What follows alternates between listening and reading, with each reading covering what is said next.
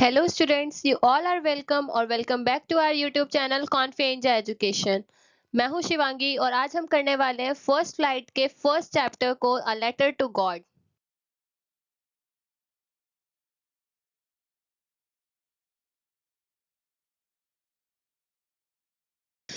सो firstly इस story को शुरू करने से पहले हम डिस्कस कर लेते हैं इसकी थीम्स। ये जो स्टोरी है वो पूरी की पूरी 3 थीम्स में डिवाइड है। फर्स्ट जो थीम है इसका वो है बिलीविंग इन गॉड। जो इस स्टोरी का मेन कैरेक्टर है लैंचो, वो एक फार्मर है बाय ऑक्यूपेशन और वो बहुत ज्यादा बिलीव करता है, बहुत ज्यादा ट्रस्ट करता है गॉड में। जब फिर आगे स्टोरी में आप देखेंगे कि he faces a big problem with his crops. उसकी क्रॉप्स के साथ उसको बहुत ज्यादा प्रॉब्लम फेस करनी पड़ती है उसको क्रॉप को लेके। होता क्या है कि वो रेन का वेट कर रहा होता है कि बारिश हो और फिर उसकी जो फसल है वो और ज्यादा अच्छी हो जाएगी, लेकिन बारिश होती है और उसके साथ साथ हेल स्टॉर्म्स भी हो जाते हैं, यानी कि बर्फबारी हो जाती है, जिसकी वजह से उसकी जो पूरी की पूरी क्रॉप होती है वो खराब हो जाती है। तो वो डिसाइड करता है कि वो एक लेटर लिखेगा गॉड को उसकी हेल्प करने के लिए। ठीक है, तो वो एक लेटर लिख देता है गॉड को कि ताकि गॉड जो है वो उसकी हेल्प कर सके, कुछ पैसे भेज सके उसको। The surprising part is that the help come from people. उसको हेल्प भी मिलती है, लेकिन वो जो हेल्प उसको मिली ना वो गॉड के थ्रू नहीं मिली, वो उसको किसी दूसरे ही इंसान के थ्रू मिली। It makes us think about how sometimes what we hope for may come in unexpected ways. अब होता क्या है ना कि इस स्टोरी के थ्रू, इस पार्ट के थ्रू आपको पता चलेगा कि हम लोग जो जिन चीजों की उम्मीद करते हैं, जिन चीजों की आशा करते हैं, वो चीजें हमें डायरेक्टली ना मिलके कैसे अलग अलग तरीकों से मिलती है। तो ये तो था हमारा फर्स्ट पार्ट। अब हमारा सेकंड पार्ट स्टार्ट होता है इस स्टोरी का, जो कि है second theme of the story, Lencho's innocence. जो लैंचो है ना वो बहुत ज्यादा इनोसेंट है। इस पूरी कहानी में उसका जो कैरेक्टर दिखाया गया है बहुत ही इनोसेंट, बहुत ही शांत और काफी अच्छा सा कैरेक्टर दिखाया हुआ है। बड़ा ही भोला भाला सा है। Lencho is a very innocent character. He thinks the help he gets is from God. उसको लगता है कि जो उसको मदद मिली है ना वो किसी सच में उसकी गॉड ने ही मदद करी है, not knowing it's from regular people. उसको पता ही नहीं है कि ये किसी आम आदमी ने ही उसकी मदद करी है। उसको अभी भी लग रहा है कि ये जो मुझे मदद मिली वो मुझे गॉड से ही मिली है। This innocence adds a interesting twist to the story. और इसकी ये जो मासूमियत है इसकी वजह से स्टोरी के अंदर एक नया ट्विस्ट आता है, एक बहुत ही अच्छा सा ट्विस्ट आ जाता है। It makes us see that sometimes being too innocent और trusting can lead to misunderstanding. और इसके थ्रू हमें ये भी जानने को मिलेगा कि अगर हम बहुत ज़्यादा इनोसेंट हैं, बहुत ज़्यादा ट्रस्ट करते हैं किसी पे, तो इसकी वजह से कई बार हमारे बीच में मिसअंडरस्टैंडिंग्स भी क्रिएट हो सकती हैं। अगर हम किसी पे बहुत ज़्यादा ट्रस्ट कर रहे हैं, बहुत ज़्यादा उसकी बातों को बिल्कुल मान रहे हैं, हम बहुत ज़्यादा भोले हैं, तो इसकी वजह से कई बार क्या होता है ना, हमारे आपस में भी गलत फहमियां पैदा हो जाती हैं। जो थर्ड पार्ट है, जो थर्ड थीम थीम है हमारी स्टोरी का, वो है अननोटिस काइंडनेस। अब क्या होता है ना कि इसके अंदर हमने देखा कि जो लेंचो है वो एक लेटर लिखता है गॉड को ताकि उसको हेल्प मिले, फिर उसको हेल्प भी मिलती है। और अब यहाँ पे होता क्या है कि उसको लग रहा है कि ये जो हेल्प मिली है ना वो किसी इंसान से नहीं, उसको गॉड से ही डायरेक्टली मिली है। तो the lesson also talks about how kindness can sometimes go unnoticed. कि ऐसा नहीं है, ऐसा जरूरी नहीं है कि जो भी हम हर बार कर रहे हैं वो उसको सबको सब लोग नोटिस ही करें। कई बार जो हमारी दयालुता है, जो हमारी काइंडनेस है, वो अननोटिस्ड भी हो सकती है, उसको लोग नजरअंदाज भी कर सकते हैं। In the story people help Lencho. इस स्टोरी के अंदर आप देखेंगे कि एक आदमी है जो कि पोस्टमैन है और वो लेंचो की हेल्प करता है, but he doesn't know who they are. लेकिन जो लेंचो है ना उसको तो पता ही नहीं है कि उसकी मदद करी किसने है।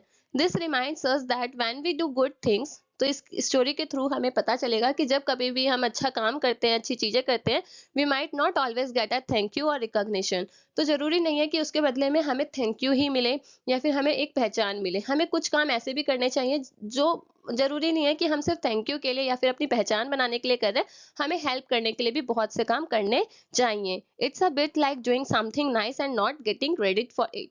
तो जरूरी नहीं है कि हम जो भी काम कर रहे हैं उसके लिए हमें कोई क्रेडिट दे तभी हम उस काम को करेंगे। हमें बिना क्रेडिट की उम्मीद किए अच्छे काम करने चाहिए। तो स्टार्ट करते हैं हम अपनी स्टोरी। ये हमारी थीम थी स्टोरी की।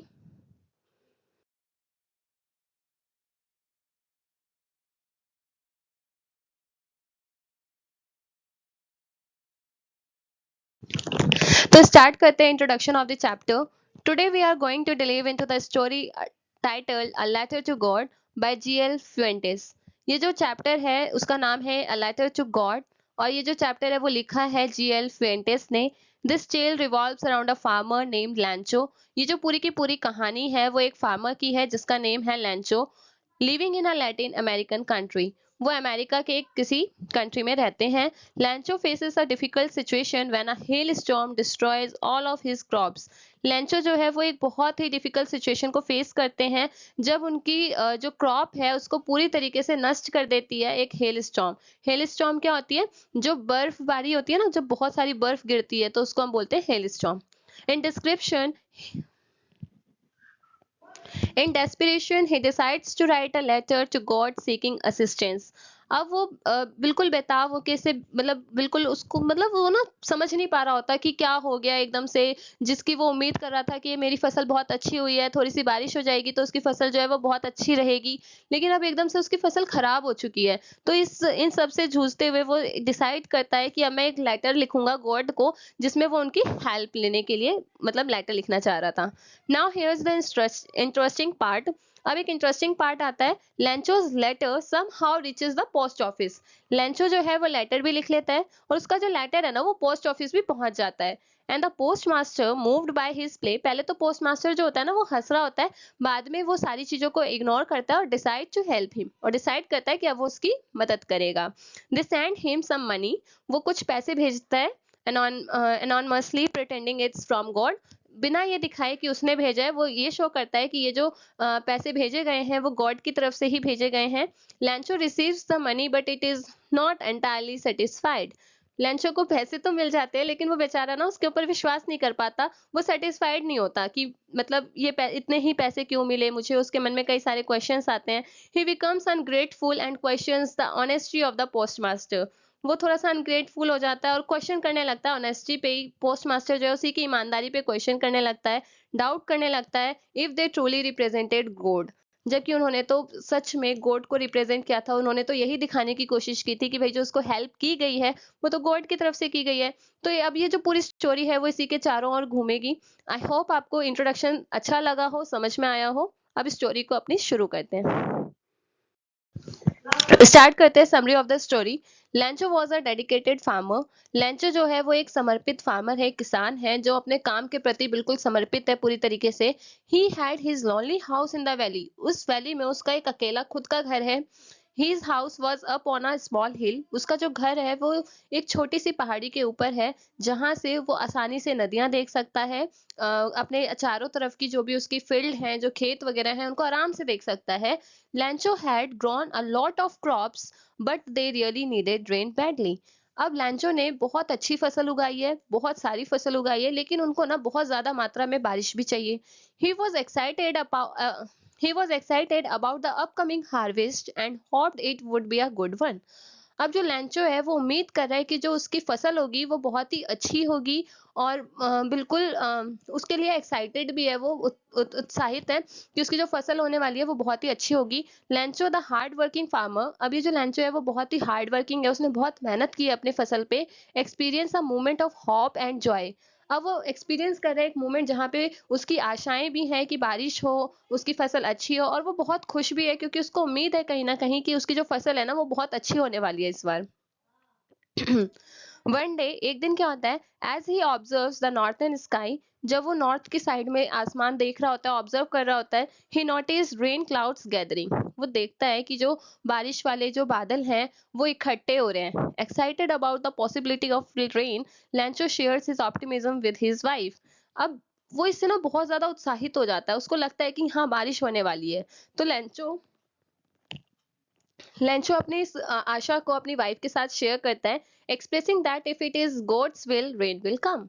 और कहता है कि अगर भगवान ने चाहा तो बारिश जरूर होगी। As his wife prepares dinner, उसकी वाइफ जो है वो खाना बना रही थी। Lencho anticipation Lancho's anticipation turns into reality as big drop of rain start falling from the sky. अब जो लैंचो उम्मीद कर रहा था, जिनकी वो आशा कर रहा था, उस जो उसकी उम्मीद थी, जो उसकी उसकी जो ड्रीमिंग थी वो एकदम से सच हो गई। बारिश होने लगी, बहुत बड़े बड़े जो ड्रॉप्स थे रेन के वो गिरने लगे। Overjoyed by this Overjoyed by this much needed precipitation, Lancho rushes outside to feel the rain on his body. अब इससे बहुत ही ज्यादा खुश होके लैंचो जो था वो बाहर की तरफ भागता है और वो चाहता है कि जो बारिश की बूंदें हैं वो उसके शरीर पे उसको फील हो, वो उनको महसूस करना चाहता था. To him each raindrop is like a new coin. अब उसके लिए जो बारिश की एक एक बूंदें हैं वो उसके लिए गोल्ड कॉइन के बराबर थी. A precious and valuable gift from nature, जो कि उसके लिए एक बहुत ही इम्पोर्टेंट, बहुत ही कीमती वैल्यूएबल गिफ्ट था नेचर की तरफ से. एक्चुअली उसने ना ये भी डिस्क्राइब किया कि जो उसका जो बिग ड्रॉप ऑफ रेन है वो 100 पैसोज के बराबर है और स्मॉल ड्रॉप ऑफ जो रेन है वो 50 पैसोज के बराबर है. ठीक है, आई होप आपको समझ में आया होगा. चलते हैं आगे नेक्स्ट पार्ट की तरफ. Shortly after the joyous rainfall, अब थोड़े टाइम बाद, कुछ टाइम तो वो बहुत खुश रहता है क्योंकि बारिश हो रही थी. A sudden hailstorm struck, अचानक से बहुत सारी बर्फबारी होने लगती है. Hail like small ball of ice. अब वो हेल जो बर्फ थी वो कैसी थी, बिल्कुल छोटे छोटे जो पीसेस होते हैं आइस के उसकी तरह लग रही थी. Fell from the sky hitting everything in its path. अब वो जो बर्फ के जो छोटे छोटे से बॉल्स थे वो आसमान से गिर रहे थे और उसके रास्ते में आने वाली सभी चीजों को वो हिट कर रहे थे, मार रहे थे. द फील्ड्स वंस ग्रीन, जो फील्ड अभी तक हरा भरा था एंड प्रॉमिसिंग, लग रहा था कि हाँ बहुत अच्छी फसल होने वाली है, turned completely white. अब वो पूरी तरीके से सफेद पड़ चुका है. Almost as if someone had sprayed salt all over them. ऐसा लग रहा था कि जैसे किसी ने नमक लेके चारों तरफ वहां पूरे फील्ड में सबके ऊपर नमक डाल दिया है. This hailstorm was so strong that it destroyed the entire crop. अब ये जो बर्फबारी थी इससे क्या हुआ कि जो पूरी फसल थी ना वो पूरी की पूरी नष्ट हो चुकी थी, खराब हो चुकी थी. ही बिकेम रियली सैड, और उसको देख के जो लैंचो था वो बहुत ज्यादा दुखी हो जाता है. All the hard work he had put into the farm seemed to vanish in an instant. जितनी भी मेहनत उसने करी थी उस पूरे खेत में, इतनी मेहनत से उसने अपनी फसल उगाई थी, वो एकदम से एक झटके में सारी की सारी गायब हो गई थी. He realized that not only would they go hungry that year because their food from the farm was ruined. अब उसको रियलाइज हो रहा था कि ये जो साल है उनका वो पूरा भूखा रहने वाले हैं वो लोग, क्योंकि उनका जो खाना जो उनको फार्म से मिलने वाला था वो सारा का सारा तो नष्ट हो चुका था. But they also wouldn't have any seeds left to plant for the next crop. अब उसको रियलाइज हुआ कि भाई उसके पास तो सीड्स भी नहीं है ताकि वो नेक्स्ट क्रॉप के लिए, अगली फसल के लिए कुछ प्लांट कर सके, कुछ उगा सके. It was a tough situation for लैंचो and his family. अब ये जो सिचुएशन है ये बहुत ज्यादा मुश्किल से भरा हुआ है, बहुत ज्यादा परेशानी वाला है लैंचो के लिए, उसकी फैमिली के लिए, क्योंकि उनके पास पूरे साल के लिए खाने पीने के लिए कुछ नहीं है. उनकी जो फसल है वो पूरी तरीके से नष्ट हो चुकी है. A hailstorm came and ruined all his crops. अब ये जो हेल स्टॉर्म थी वो आई थी और उसने पूरे फसल को पूरी तरीके से नष्ट कर दिया था. Poor लैंचो felt so sad. अब ये जो लैंचो है वो बहुत बुरा महसूस कर रहा है. But लैंचो was a strong believer in God. लेकिन जो लैंचो है ना वो भगवान पे बहुत ज्यादा विश्वास रखता है, भगवान में बहुत बहुत ज्यादा विश्वास है उसका.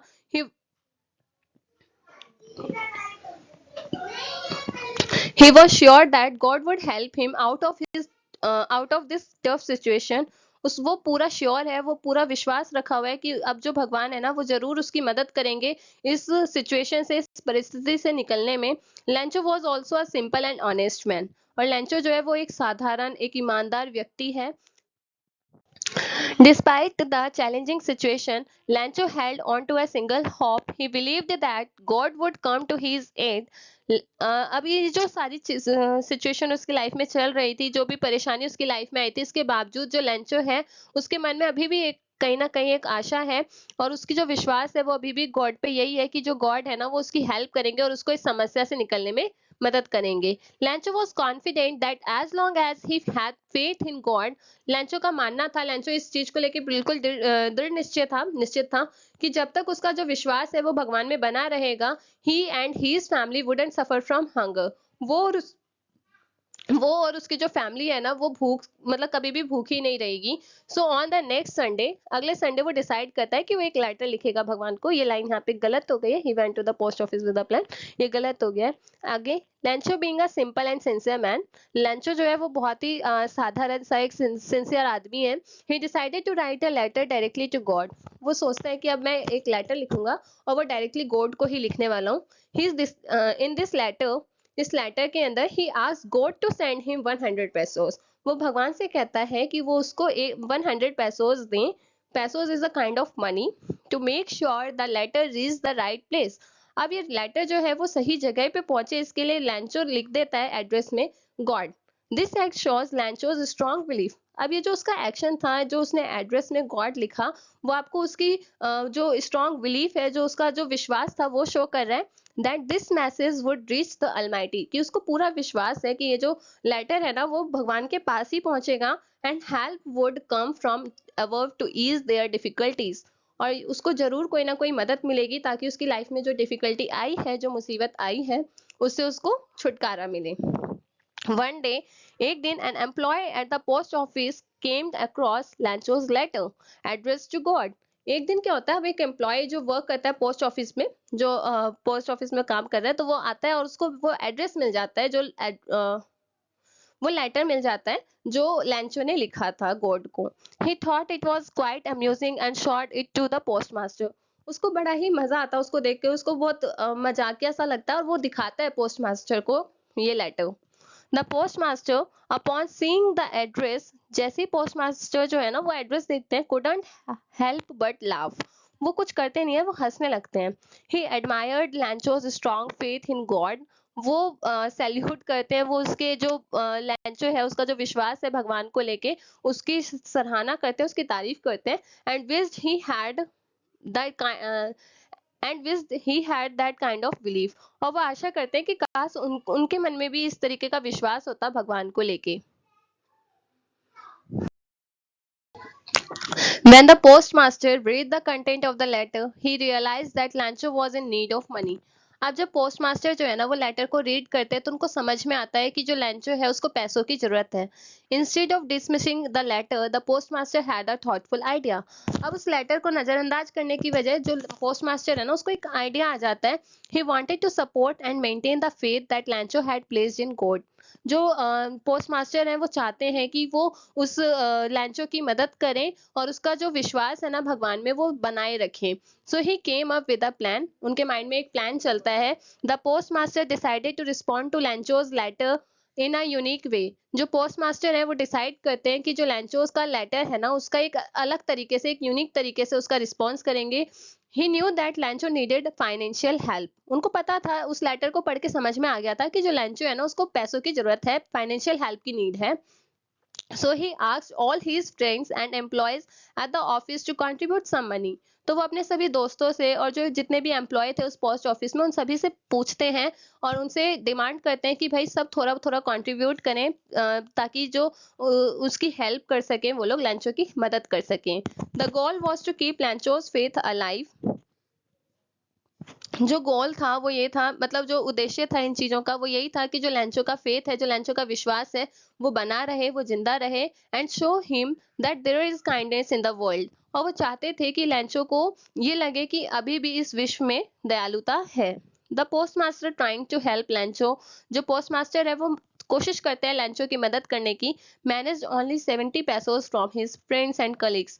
वो पूरी कोशिश करते हैं कि वो उसकी मदद कर पाए, लेकिन सिर्फ 70 पैसों ही वो जमा कर पाते हैं अपने दोस्तों से, अपने कलीग से। He place the money inside an envelope and address it to Lencho. और वो सारे पैसे एक एनवेलप में इकट्ठा करते हैं और लैंचो के नेम पे उसको जमा कर देते हैं। The post master sign the envelope with just one word, God. वहां पे पोस्ट मास्टर जो है ना वो अपना नेम कहीं पे भी मेंशन नहीं करते कि किसकी तरफ से हेल्प आई है।